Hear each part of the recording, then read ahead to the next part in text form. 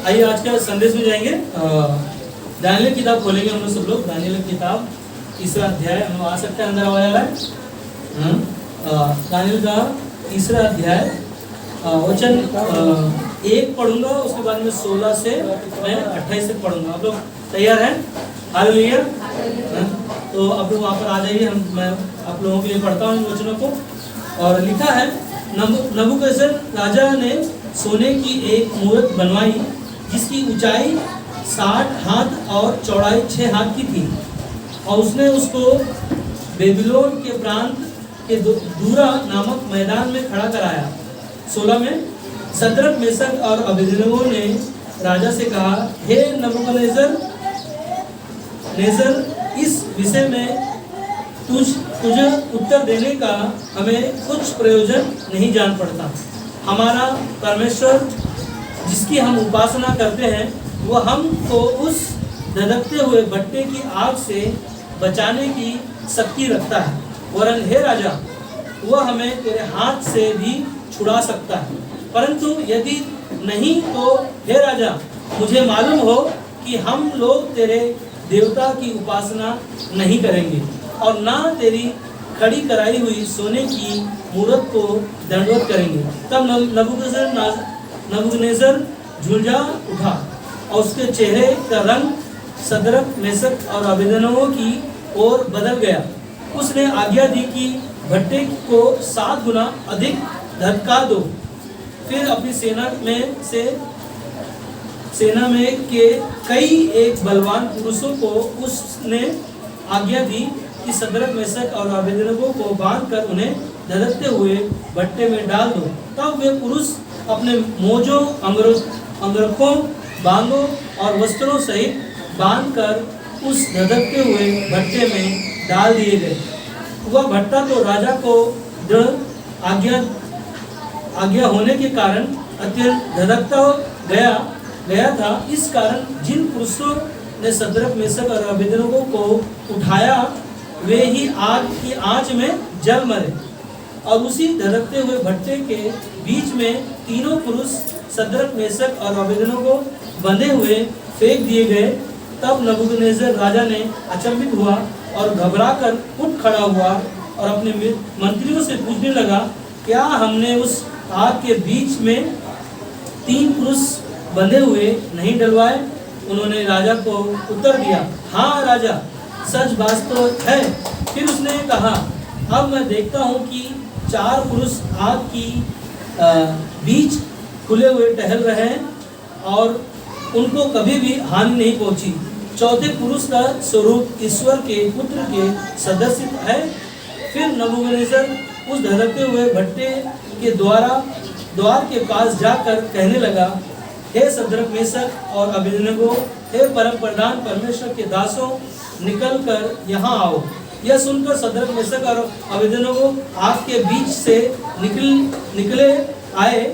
जब अधिपति, हाकिम, गवर्नर को राजा के मंत्रियों ने जो इकट्ठा हुए थे उन पुरुषों की ओर देखा, तब उनकी देह में आग का कुछ भी प्रभाव नहीं पड़ पाया और उनके सिर का एक बाल भी न झुलसा, न उनके मोजे कुछ बिगड़े, न उनमें जलने की कुछ गंध पाई गई। नबूकदनेस्सर कहने लगा, धन्य है सदरक, मेशक और अबेदनगो का परमेश्वर, जिसने अपना दूत भेजकर अपने इन दासों को इसलिए बचाया क्योंकि इन्होंने राजा की आज्ञा ना मानकर तुझी पर भरोसा रखा और यह सोचकर अपने शरीर भी अर्पण किया कि हम अपने परमेश्वर को छोड़ किसी देवता की उपासना व दंडवत ना करेंगे। आइए हम प्रार्थना करें इन वचनों के लिए। प्रभु यीशु, हमारी प्रार्थना है परमेश्वर, इस समय परमेश्वर जो वचनों को हमने स्मरण किया, इस सदरक, मेशक, अबेदनगो के जीवन को हमने देखा कि उन्होंने कैसे प्रभु यीशु आप पर विश्वास रखा, आप पर भरोसा रखा और उन्होंने अपना जीवन प्रभु आपको दिया। प्रभु यीशु मसीह, हमारी प्रार्थना है कि इन वचनों के द्वारा जो वचन हम सब सुनने वाले हैं, प्रभु आप हम सभी को पवित्र आत्मा के द्वारा हम सभी से बातें करें और हम सभी को सिखाएं। हमारे हृदय मनों को प्रभु हम आपके हाथों में सौंपते, यीशु के नाम में मांगते, आमीन आमीन। हालेलुया। प्रभु की स्तुति हो, प्रभु की बड़ाई हो। जो इन वचनों को हमने जो सुना है रियली इनका जीवन बहुत अद्भुत है। आज हम लोग देखेंगे इनके जीवन से कि कहानी आपको समझ में आ गया ना। मैं छोटे में पढ़ा ना, नबूकदनेस्सर राजा ने क्या बनाया ना, कितना फुट की बनाया उन्होंने ना, कितना फुट का था वो, 7 हाथ और 1/4 6 हाथ की थी ना, इतनी लंबी ना एक मूर्त बनाया। और मूर्त के दौरान उन्होंने आज्ञा दिया कि जो भी है ना इस मूर्ति के सामने क्या होगा ना, दंडवत करेगा वो उसे छोड़ दिया जाएगा, और जो दंडवत नहीं कर किया जाएगा उनको आग का भट्टे में ना धधकते हुए आग में डाला जाएगा। और इन्होंने क्या किया, शद्रक मेशक और अबेदनगो ने, उनके अंदर क्या पाया गया, भरोसा। क्या उनके अंदर शब्द था कि तेरे हाथ से बनाई हुई मूर्ति के सामने ना मैं ना झुकूंगा। आग का भट्टा से अगर परमेश्वर मुझे ना भी बचाए तो भी मैं ना तेरे सामने ना झुकूंगा। ये उनके अंदर क्या था, विश्वास था। और इनका जीवन क्या था ना, इन्होंने क्या किया, अर्पण किया। किसको अर्पण किया, परमेश्वर को अपना जीवन समर्पण किया। जब समर्पण करने के द्वारा, जब अर्पण करने के द्वारा परमेश्वर ने उनके लिए क्या किया ना, चौथा दूत ना, नबूकदनेस्सर राजा ने कहा कि हम तो 3 को अंदर डाला था, मगर यहाँ पर चौथा व्यक्ति कौन है दिखाई दे रहा है। और वो कौन था ना, परमेश्वर का स्वयं दूत था, जो शद्रक मेशक अबेदनगो के जीवन को बचाया। आज वही जीवन परमेश्वर हमारा आपका जीवन क्यों बचाना चाहता है ना। समर्पण का मतलब क्या है ना, अपना जीवन परमेश्वर को देना। इंग्लिश में क्या बोलते हैं समर्पण को, सरेंडर करना ना, सरेंडर करना, अपना जीवन परमेश्वर को देना ना। समर्पण का मतलब, मैं बजरंगी भाई से मैं बात कर रहा था इसके बारे में, उन्होंने फ़ोन किया था तो मैं उनसे मैं थोड़ा सा शेयर कर बता रहा था। और इसमें भी है, संदेश में भी है कि समर्पण जब हम करते हैं, जब हम विश्वास करते हैं, हम देखते हैं कि जब आपको परमेश्वर का सुसमाचार किसी के द्वारा आपके पास आया और आपने सुसमाचार सुना।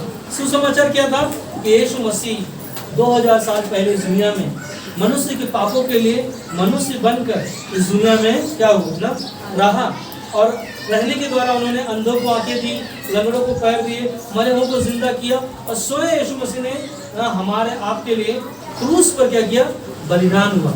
और उन्होंने मरे हुओं में से क्या हो गए, वो जी उठे।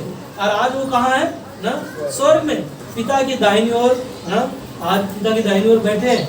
और वो हमारे लिए क्या कर रहे हैं, विनती कर रहे हैं, प्रार्थना कर रहे हैं। और हम देखेंगे कि वहाँ पर परमेश्वर ने जब यीशु मसीह को इस दुनिया में भेजा, और यीशु ने क्या किया, पिता का कार्य को पूर्ण रीति से पूरा किया।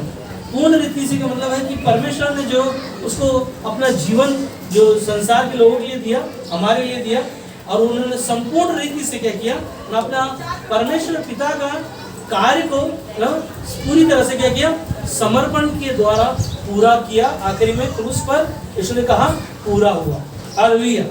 आज जब हम और आप विश्वास करते हैं, सुन रहे हैं, आज हम और आप यीशु पर विश्वास करते हैं, विश्वास के द्वारा हमारा उद्धार होता है। तो आपका जीवन क्या होना चाहिए, परमेश्वर को समर्पण होना चाहिए। अगर समर्पण हम कैसे करते हैं ना, कई बार ना एक विश्वासी अपने जीवन को पूरी तरह से समर्पण क्यों नहीं करता ना, क्योंकि वह आज भी संसार की वस्तुओं से क्या है पता है, बंधा हुआ है। हम बोलते तो हैं यीशु पर हम विश्वास करते हैं, पर आज भी संसार में कई ऐसी चीजें हैं जो उन चीजों से क्या हुआ है, संसार की चीजों से बंधी हुई है। कौन सी चीजों से हम बंधे हुए हैं, बहुत सारी बातें हैं संसार में, रीति रिवाज और शैतान की कई ऐसी बातों पर हम मन लगाते हैं। हम यीशु पर विश्वास तो करते हैं, और पूरी तरह से समर्पण ना होने के कारण कई बार ना, समर्पण का मतलब आपको समझना होगा। समर्पण यीशु ने पूरा किया, आज वो कार्य आपको हमें दिया, उद्धार के द्वारा हमने पाया। तो हमें समर्पण का मतलब पूरी तरह से परमेश्वर पर समर्पण करके और पूरा भरोसा रखकर वो उसके द्वारा जब हम जीवन जीते हैं, मैं आपको बता रहा हूँ, शैतान के बंधन से आप आज़ाद होगे और बहुत सारी जो संसार में वस्तुएं हैं, उन चीज़ों से जो बंधे हुए हैं हमारे जीवन, उससे हम आज़ाद हो पाएंगे। नहीं तो पता नहीं, मुझे पता नहीं, मगर बाइबल में हमें बाइबल में वचन स्पष्ट बताता है रोमियो को 12:2 में कि क्या कहता है कि इस संसार के सदस्य न बनो। इस संसार के सदस्य न बनो, मसीह के स्वभाव में जो आपने जीवन जिया है, यीशु मसीह पवित्र है, तो उन पवित्रता में हमें क्या करना है, मसीह में बदलते जाओ। आप हर रविवार को वचन को सुन रहे हैं, सीख रहे हैं, तो क्या कर रहे हैं हम, अंश अंश करके बदलते जा रहे हैं। अगर मैं नहीं बदल रहा हूँ या मैं समर्पण नहीं कर रहा हूँ अपने जीवन को, तो मैं आज भी क्या कर रहा हूँ, परमेश्वर को क्या कर रहा हूँ, धोखा दे रहा हूँ। यहाँ तक कि हम अपने आप को धोखा दे रहे हैं। और इसीलिए बाइबल में लिखा है कि अपने विश्वास को प्रतिदिन क्या करो, परखो कि मैं अपने जीवन को समर्पण किया है नहीं है।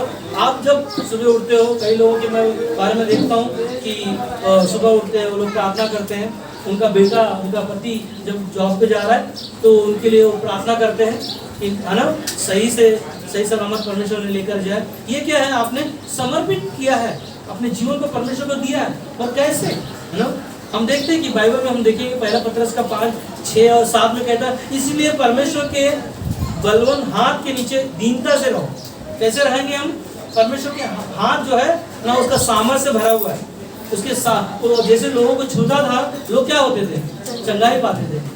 12 साल के लोगों से बहती हुई स्त्री ने यीशु के सिर्फ कपड़े को छुआ और उसके सामर्थ्य से क्या हो गई, है ना, चंगी हो गई। और उसका जीवन क्या था पता है आपको, उसका जीवन क्या था, उसने पूरे दवाइयों में इलाज करने के द्वारा सारे पैसे खर्च किए, यहाँ तक कि उसने घर को भी बेच दिया अपने इलाज के लिए, मगर उसका बीमारी क्या हुआ, कोई ठीक नहीं हुआ। पर उसके अंदर क्या था, विश्वास था। हालेलुया। वो विश्वास का समर्पण लेकर उसने अपने घर से निकली और अपने मन में उसने विश्वास लेकर समर्पण कर दिया कि यीशु, आज मैं तेरे सिर्फ कपड़े को छू लूंगी नहीं तो मैं चंगी हो जाऊंगी। ये क्या था, उसने समर्पण किया। अगर वो समर्पण नहीं करता, विश्वास नहीं रखता, क्या वो चंगाई पाती, क्या उसका बीमारी ठीक होता? बस जब वो समर्पण करने के द्वारा विश्वास के साथ में, इसीलिए परमेश्वर ने कहा, परमेश्वर कहता है कि इसलिए परमेश्वर के बलवंत हाथ के नीचे क्या करो, दीनता से रहो, और जिससे वह तुम्हें उचित समय पर बढ़ाएगा। हालेलुया। समय आएगा, परमेश्वर हमें हर परिस्थिति से क्या करेगा, वो बाहर निकालेगा। और हमें क्या करना है, परमेश्वर की बलवंत हाथ के नीचे दीनता से रहकर उसके साथ जीवन जीना, उसके साथ बने रहना, और यही समर्पण है। परमेश्वर के साथ जब बने रहोगे, यूहन्ना का किताब में लिखा है कि तू मुझ में बना रहे और मेरी बातें तुझ में बनी रहे, यही समर्पण है। और परमेश्वर खुद कहता है कि जो कुछ भी तू मेरे नाम से मांगेगा, मैं उसे क्या करूंगा, पूरा करूंगा। हालेलुया। साथ में कहता है, और अपनी सारी चिंता क्या करो, उसी पर डाल दो, क्योंकि उसको तुम्हारा क्या है, ध्यान है। हालेलुया। हर एक बातों को परमेश्वर को दे दो, समर्पण हो जाओ पूरी तरह से भरोसा रखकर परमेश्वर के पीछे जो आप चल रहे हो, तो विचार मत करो, संदेह मत करो ना, अपनी सारी चिंता परमेश्वर मसीह को दे दो। कई बार हम लोग ना, उदाहरण मैंने दिया था ना रुमाल का, याद है, तो जंगी भाई के घर पे वो पकड़ा तो है, मगर क्या कर रहे हैं ना, उसको दे नहीं पा रहा, पूरी तरह से दे नहीं पा रहा।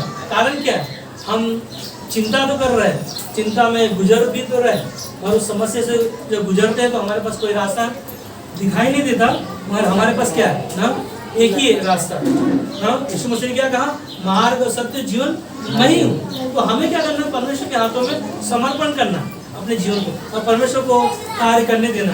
कई बार हम खुद कार्य करते हैं ना, हम अपने कार्यों, हम अपने समस्याओं का हल खुद ढूंढते हैं, मगर हमें क्या करना है ना, पहले तुम प्रभु और उसकी राज्य की खोज करो, बाकी सारी चीजें परमेश्वर को दे दो।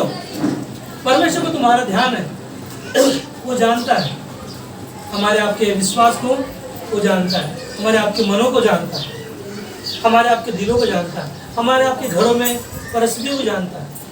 हमें क्या करना है, हमें पूरी तरह से परमेश्वर पर समर्पण रहकर अपने जीवन को जीना, और तब परमेश्वर क्या करता है, हमारे लिए रास्ता बनाता है। अगर हम स्वयं अगर समर्पण नहीं करते और रास्ता बनाते, कई बार हम गलत रास्ते पे भी चले जाते हैं, भटक सकते हैं। और एक ही चीज़ है, परमेश्वर का वचन हमारे लिए क्या है ना, हथौड़े की तरह।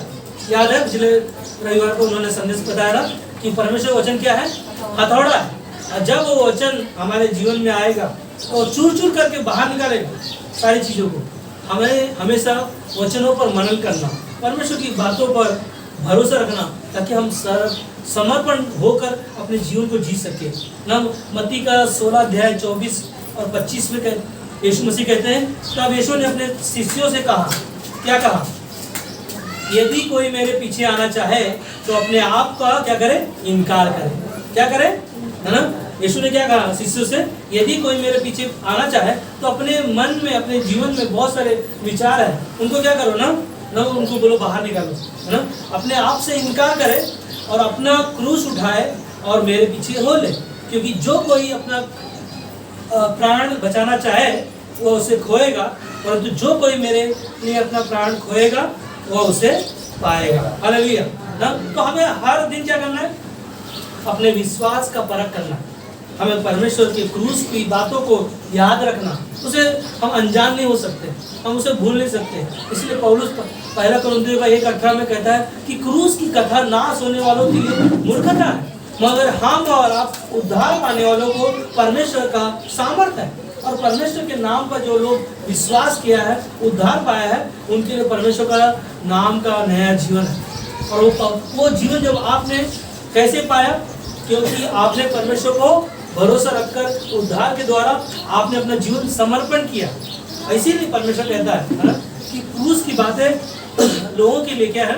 कठिन हो सकती है, मगर आपके लिए, हमारे लिए क्या है? उसकी बातें ना अनंत की है, जो मनुष्य नहीं समझ सकता, आप और हम जानते हैं। इसीलिए हमें क्या करना है? हर दिन अपने यीशु मसीह की बातों को क्या करो? लेकर चलो अपने मन में, अपने दिल में हमेशा बसा के रखो, ताकि वो परमेश्वर अपने हमारे लिए क्या करे? वो कार्य कर सके। कैसे करेगा?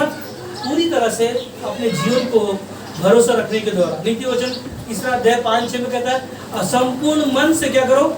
यहोवा पर भरोसा रखो और उस पर विश्वास रखकर अपने जीवन को जीकर समर्पण करो पूरी तरह से। और परमेश्वर कहता है 6 में कि जब आप पूरी तरह से समर्पण करोगे अपने जीवन को और पूरा भरोसा रखोगे, परमेश्वर कहता है कि मैं तेरे लिए क्या करूंगा? सीधा मार्ग निकालूंगा। हालेलुया। कैसे निकालेगा वो? सीधा मार्ग निकालेगा ना। याद है आपको मिस्र से मूसा को परमेश्वर ने आज्ञा दिया, मिस्र से लोगों को छुड़ाने के लिए, परमेश्वर के लोगों को। तो मूसा ने क्या कहा उनको ना? वहाँ पे छुड़ा के तो लोगों को लेकर आया। ध्यान दो ना, मूसा ने क्या किया? परमेश्वर के लोगों को मिस्र से छुड़ा के तो लेकर आया, मगर वो लोग क्या कर रहे थे? समुद्र को 2 भाग देखा, 2 भाग में आसानी से पार हो गए। फिर उनको मन्ना, उनको रोज खाना मिलता था ना, ताजा स्वर्ग से खाना आता था, कोई उनको परिश्रम नहीं करना पड़ता था ना। खारा पानी था उसको मीठे में बदल दिया, हाँ। और पानी नहीं आ रहा था, चट्टान से बातें किया मूसा ने और चट्टान से पानी आया, हाँ। लाल समुद्र को पार किया। और कितनी सारी गवाहियाँ हम लोग देखते हैं, कितने सारे चमत्कारों को हम लोग देखते हैं, मगर उनका जीवन क्या था? संसार की वस्तुओं पे मन लगा रहे थे ना, वो भटके हुए थे। उन्होंने क्या किया? अपना जीवन समर्पण ना होने के द्वारा उनके मन में क्या था? कुड़कुड़ाना। सब एक साथ बोल सकते हैं, कुड़कुड़ाना। अगर हम भी कुड़कुड़ाएंगे और समर्पण नहीं करेंगे तो हमें भी जो मिलने वाला है वो काफी समय लग सकता है। मालूम है उनका जर्नी कितना साल का था? 40 साल वो भटके, हाँ, जंगल में 40 साल भटके, रास्ता सिर्फ 11 दिन का था। अब सोच लो कि अगर हम समर्पण नहीं करते, बहुत मुख्य बातें मैं बताया आपको, इसके बारे में आपको सीखना होगा, समझना होगा। अगर मैं समर्पण अपना जीवन पूरी तरह से नहीं करता हूँ या पूरी तरह से भरोसा नहीं रखता हूँ, हो सकता है 40 साल लग जाए, हाँ। मगर रास्ता कितने दिन का है? 11 दिन का। आसान क्या है? समर्पण। मगर हम क्या कर रहे हैं? आज भी संसार की वस्तुओं की पीछे क्या कर रहे हैं? उनकी खोज कर रहे हैं। और आज भी हम क्या कर रहे हैं? भटक रहे हैं। आज भी हम क्या कर रहे हैं? कुड़कुड़ा रहे हैं। आज भी हम क्या कर रहे हैं ना? परमेश्वर की बातों को आज भी हम समझ नहीं पा रहे हैं कि समर्पण किस प्रकार किया जाए।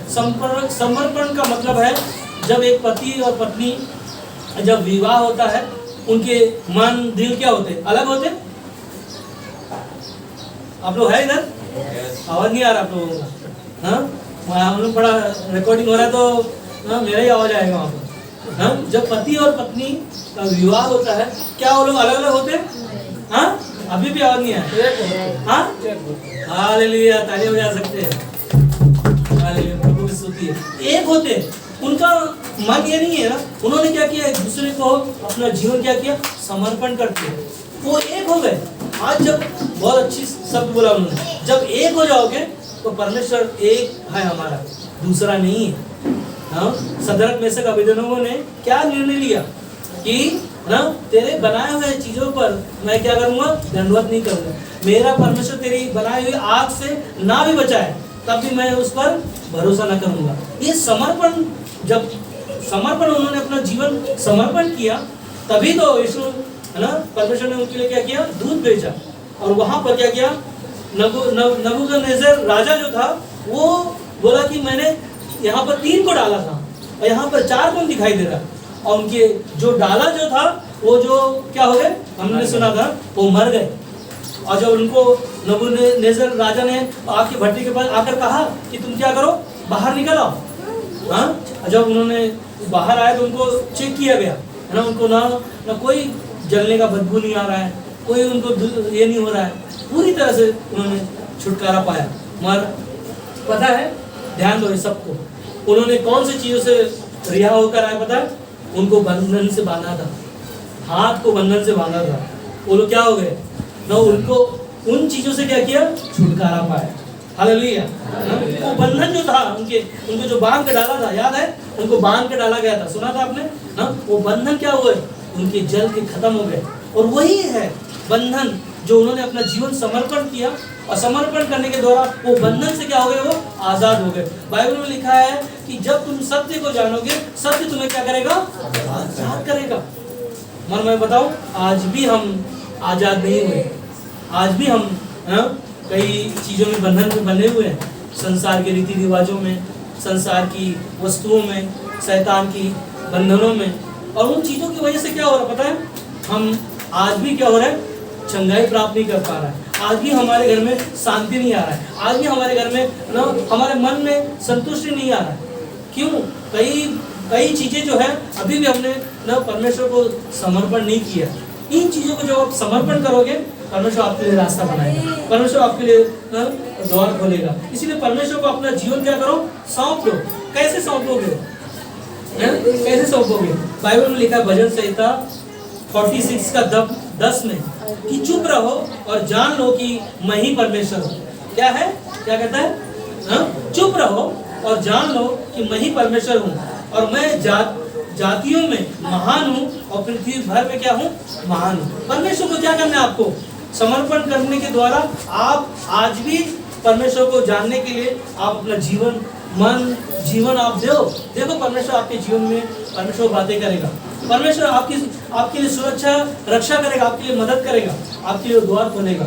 हमें पता नहीं है, परमेश्वर हमारे लिए वो हमारे पास आएगा, हमारे पास आकर हमें कहेगा ना, जैसे कि हमने सिलू जी ने एक शब्द कहा था, उनके पति जब गिर गए 4थी मंजिल से, उन्होंने कहा शैतान ने उन्हें क्या शब्द था, शैतान ने उनको गिराया, मगर यीशु ने क्या किया, उनको बचाया। हालेलुया, तालियां बजा सकते हैं। हमें परमेश्वर कई बार परमेश्वर हमसे बातें करता है, क्योंकि वो जब आप समर्पण कर दिया अपने जीवन को, और परमेश्वर क्या करता है, सुरक्षा करता है, वो मदद करता है। हम सोचते हैं कि किसी के लिए हम प्रार्थना करते हैं और हम यहाँ पर प्रार्थना कर रहे हैं और ना दूर है, समझो दूर है, आप यहाँ प्रार्थना कर रहे हो, हम सोचते हैं कि क्या उत्तर आएगा, हमें पता नहीं। और पता है ना, जब आप इस घर में प्रार्थना करोगे, उस घर में क्या होगा, परमेश्वर का सामर्थ दिखाई देगा ना, परमेश्वर का कार्य दिखाई देगा। हम लोगों ने देखा एक बार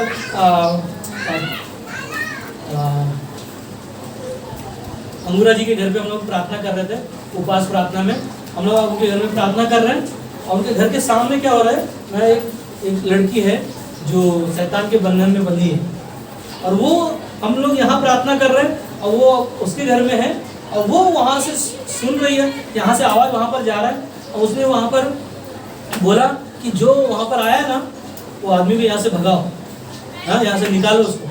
क्या शैतान क्या था ना, शैतान बहुत चालाक है ना, संसार में बहुत सारे लोग ऐसे हैं, पर आपका जो प्रार्थना जो कर रहे हैं ना, शैतान कई बार हमें रुकावटें लेकर आएगा, हमारे जीवन में चीज़ें लेकर आएगा, और हमें क्या करना है, हमें चुप रहना है, परमेश्वर को जानना है। यही कहता है, इसीलिए कहता है कि चुप रहो और जान लो कि मैं ही परमेश्वर हूँ, सारे जातियों में महान हूँ, और पृथ्वी भर में वो क्या है, महान है ना हमारे लिए। इसलिए परमेश्वर को हमें क्या करना है, धन्यवाद देना। इसीलिए संसार में आज भी अंधकार है ना? संसार में आज भी अंधकार में है, क्योंकि संसार का ईश्वर आंखों को क्या किया, अंधा कर दिया। संसार में क्या है, अंधकार है, और संसार के लोगों को क्या किया, शैतान ने अंधा कर दिया। आज भी वो देखते हुए भी वो देख नहीं पा रहा है ना? आज भी सच्चाई को अपने जीवन में क्या नहीं कर पा रहा है, ग्रहण नहीं कर पा रहा है। इसीलिए हमें क्या करना है ना, उस अंधकार को दूर करने के लिए यीशु मसीह ने क्या कहा, जगत की ज्योति मैं हूँ और मेरे पीछे हो ले ना। यीशु मसीह जगत की ज्योति है, और जो कोई ज्योति को ग्रहण किया है, सच्चाई को ग्रहण किया है, वो क्या हुआ है, आजाद हुआ है। आज हम और आप ना अपने जीवन को समर्पण नहीं करते, तो कई बार हम अंधकार में अपने जीवन को जीते, और अंधकार क्या करता है, लोगों को नाश करता है, बुराइयों की तरफ लेके जाता है ना। संसार में अंधकार भरा हुआ है, बुराइयों से भरा हुआ है, और आज भी हमें मौका है, हमारे पास अवसर है कि हमें इस संसार की वस्तुओं से क्या करना है ना, हमें जानना है। लोगों ने अपना जीवन शैतान को दे दिया है। लोग आज भी क्या कर रहे हैं ना, वो भटक रहे हैं। आज भी वो समर्पण नहीं किया अपने जीवन को समर्पण ना होने के द्वारा शैतान जब उनके जीवन में काम करता है, और अंधकार में उनके जीवन को क्या कर रहा है, पता है, नाश करते जा रहा है। और एक ही चीज है ना, जो हार कर भी ना, एक शब्द है, जो हार कर भी मेहनत करता है, उसे सफल होने से कोई नहीं रोक सकता। हालेलुया ना। जो हार कर भी ना मेहनत करता है, उसे सफल होने से कोई भी रोक नहीं सकता। इसलिए हमें क्या करना है, याकूब का 4:7 में, कि इसलिए परमेश्वर के अधीन हो जाओ और शैतान का क्या करो, सामना करो, ताकि वो क्या होगा, तुम्हारे पास से भाग जाएगा। ये है अंधकार से लड़ाई लड़ने के लिए आपको परमेश्वर के अधीन होकर, विश्वास का ढाल लेकर, पवित्र आत्मा का झिलम लेकर, सुसमाचार के जूते पहनकर ना, पवित्र आत्मा का सामर्थ्य जब आपके पास होगा, आपका हथियार जब होगा आपके पास, क्योंकि आपने क्या किया है, समर्पण किया है ना। ना आप जब समर्पण किया है अपना जीवन को, तो शैतान से लड़ने के लिए परमेश्वर का वचन आपके पास हमेशा होना चाहिए ना। वो विश्वास का ढाल, पवित्र आत्मा का झिलम लेकर जब हम चलते हैं संसार में ना, क्योंकि हमने क्या किया, अपना जीवन समर्पण कर दिया परमेश्वर को, और परमेश्वर ही है जो हमें क्या करता है, हमें क्या करना, परमेश्वर के अधीन होना है, परमेश्वर के सामने आना है। परमेश्वर कहता है कि जब तुम मेरे पीछे आते हो, मेरे पीछे चलते हो, और परमेश्वर कहता है कि मैं तेरी प्रार्थना को जानता हूँ, मैं तेरे जरूरतों को जानता हूँ। याकूब का 4:8 में कहता है कि तुम मेरे निकट आओ, तो परमेश्वर कहता है कि मैं तुम्हारे निकट आऊँगा ना।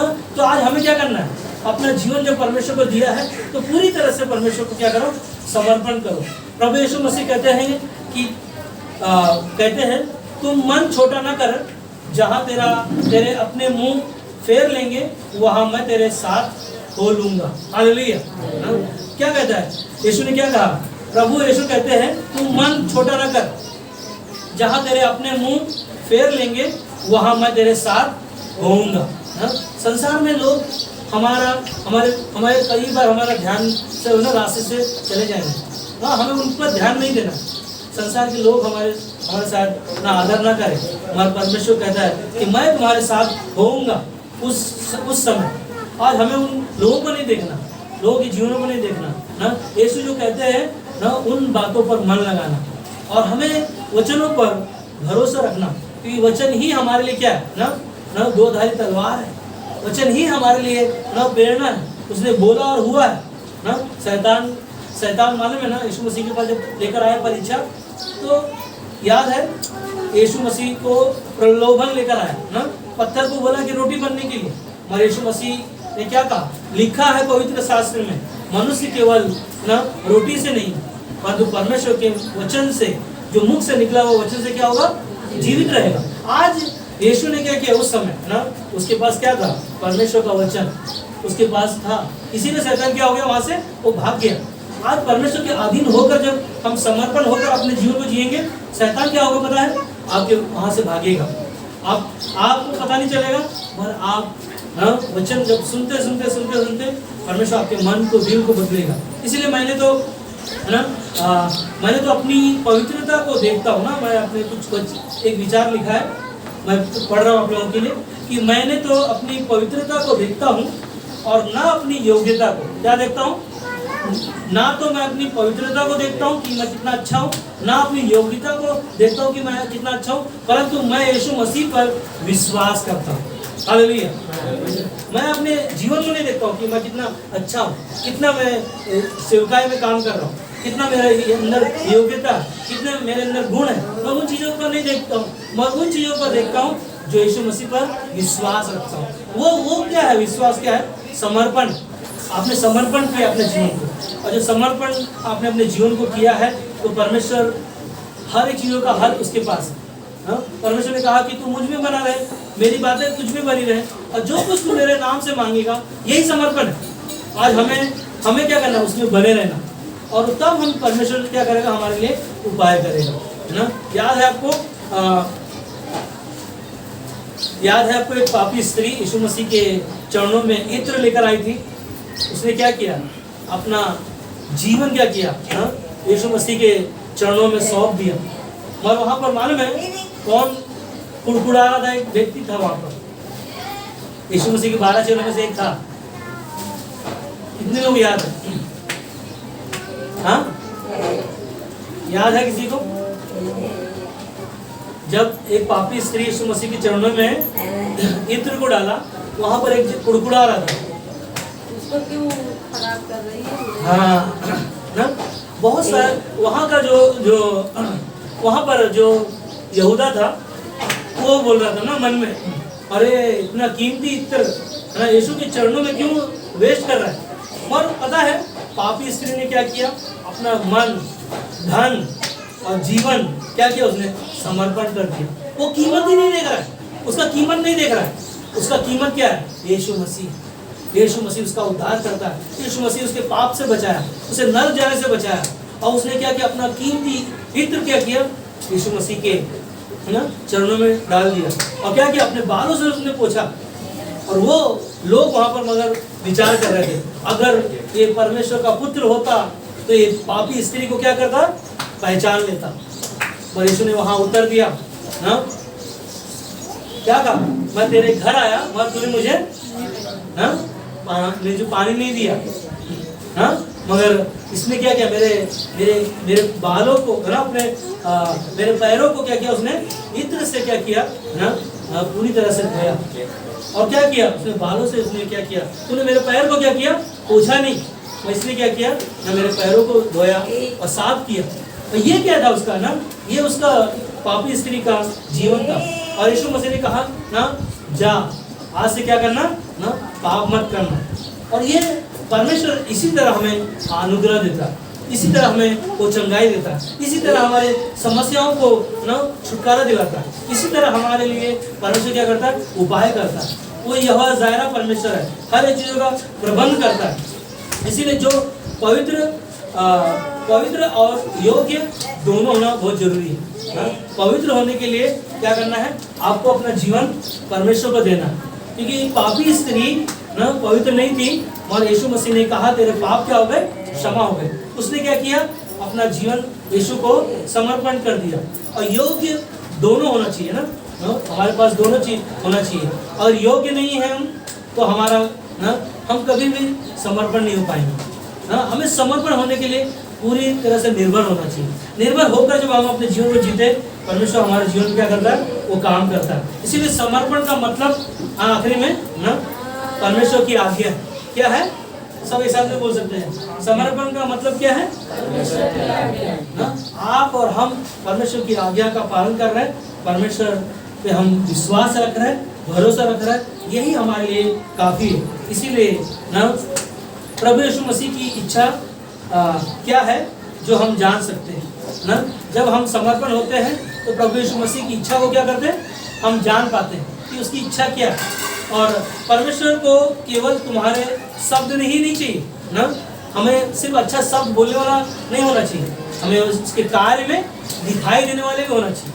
हम वो समर्पण तो किया है, सिर्फ मुंह से बोलकर हम जय मसीह प्रेज द लॉर्ड बोल के चीज़ों को नहीं दिखा सकते, हम कार्यों में भी दिखा सकते हैं। परमेश्वर की इच्छा के अनुसार जो हम जीवन जीते हैं, वैसे चाल चलते हैं, और परमेश्वर क्या होता है? उन चीज़ों से प्रसन्न होता है। और उसे पता चलता है कि ये बेटा, ये बेटी ने क्या किया, समर्पण किया हुआ जीवन को क्या कर रहा है, जी रहा है।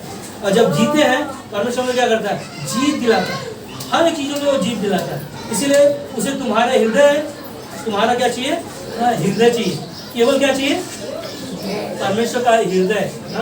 परमेश्वर चाहता है कि हमारा हृदय परमेश्वर मांग रहा है। जिसे दाऊद परमेश्वर की आराधना करने वाला व्यक्ति था और परमेश्वर ने क्या कहा, मेरे मन के अनुसार चुना हुआ ये राजा था।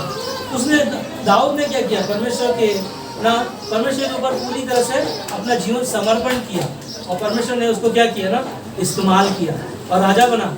और परमेश्वर ने क्या किया, उसके जीवन में बहुत सारे लड़ाइयों को जिताया, बहुत सारे कार्य परमेश्वर ने कराया। यही है परमेश्वर के कार्यों में जीवन जीना।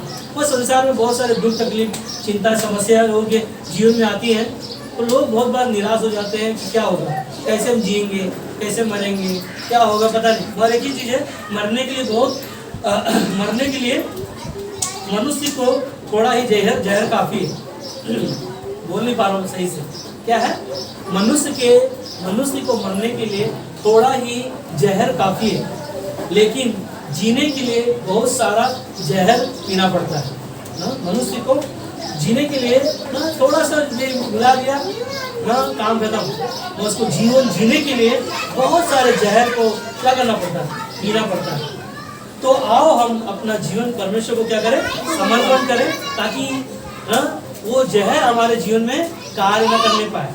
ताकि हम परमेश्वर को क्या करें, तो समर्पण करेंगे तो बहुत सारे ऐसे जहर हमारे जीवन में आएंगे, बहुत सारी समस्याएं आएंगी, पीड़ा बनकर, दुख बनकर, बीमारी बनकर, संकट बनकर। उस समय आपको परमेश्वर के सामने अपने जीवन को समर्पण करें ना। और जीवन जब परमेश्वर को जब समर्पण करोगे तब परमेश्वर क्या करेगा, आपको हर एक चीज़ों में इस्तेमाल करेगा। आज हम कलीसिया में आते हैं, संगति करते हैं, प्रार्थना करते हैं, उपवास रखते हैं और परमेश्वर के साथ जब गहरा रिश्ता बनाते हैं और अपने जीवन को समर्पण करते हैं, परमेश्वर हमें और आपको और हमारे आपके घरों में वो आशीष देता है। हमें पता है, याद है, यीशु मसीह जब मरियम और मार्था के घर पहुंचा तो मरियम यीशु मसीह के चरणों में बैठ कर क्या किया, अपना जीवन समर्पण किया। और मार्था क्या कर रही थी, बहुत सारी बातों का चिंता कर रही थी। यीशु को आया है, यीशु मेरे घर अच्छा सा खाना बना के खिलाओ, बहुत सारी बातों को चिंता कर रहा है। और आकर यीशु को कंप्लेंट कर रही, क्या बोली मार्था को, मार्था ने क्या कहा यीशु को, यीशु देख मरियम को ना तेरे चरणों में बैठकर ना टाइम वेस्ट कर रही है और मैं तेरे लिए देख खाना बना रही, अच्छा भोजन कर रही है, तैयार कर रही। मगर यीशु ने क्या कहा ना, हे मार्था तो बहुत सारी बातों के लिए क्यों चिंता करती है। मरियम ने जो उत्तम स्थान को चुना है, जो उसने अपना जीवन ना मुझे समर्पण किया है ना, ये सबसे बेस्ट है उसके लिए। ये बहुत ही मूल्यवान जो जीवन है कि उसने ना दिया है। आज हमारे आपके पास भी यीशु मसीह आया, उसके द्वारा हमें क्या करना है ना, उस पर विश्वास रखकर समर्पण करना है। आज हमें भी अपना जीवन यीशु को ना हाथों में क्या करें, समर्पित कर दो, है ना, ताकि हम क्या पाए, जय पाए, जीत पाए, विजय हो पाए, आनंद मिल सके, शांति मिल सके, चंगाई मिल सके और हर एक जरूरत परमेश्वर हमें क्या करे, पूरा कर सके ना। हमने देखा कि सदरक, मेशक और अबेदनगो का जीवन को कि एक नबूकदनेस्सर राजा ने जो ना मूर्ति को बनाया और उस पर दंडवत होने के लिए कहा, मगर क्या किया लोगों ने ना, लोगों ने उपाय किया, सारे लोगों ने दंडवत हुआ। नबूकदनेस्सर राजा ने सदरक, मेशक, अबेदनगो का जीवन को देखा कि उन्होंने परमेश्वर के ऊपर समर्पण किया और उसके द्वारा उनका जीवन क्या हो गया, बच गया। आज इसीलिए परमेश्वर ने हमें और आपको क्रूस पर अपने जीवन को समर्पण कर दिया हमारे आपके लिए, और वही क्रूस का बलिदान जो हमारे गुनाह, हमारे पाप के लिए लहू बहाया, आज वही हमारे लिए क्या है ना, नया जीवन।